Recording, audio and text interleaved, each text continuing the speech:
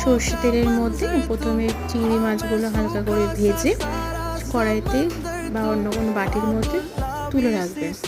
তুলে রাখার পরে সেই সাদা তেল, সেই তেলের মধ্যে তেজপাতা, গোটা গরম মশলা ফোড়ন দেবেন।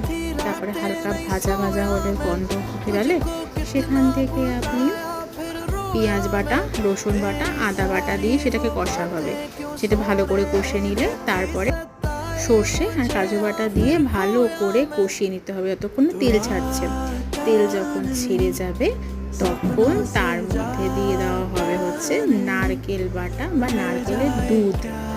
যেহেতু আমার নারকেলটা খুব কচি ছিল তাই জন্য পুরোটাই আমি বেটেই দিয়ে দিয়েছি। আর হালকা মিষ্টি নুন পরিমাণ মতন দিয়ে দেবেন। আর তার সাথে যখন হয়ে আসবে তখন মাছটাকে দিয়ে ভালো রকমভাবে ফুটিয়ে একটা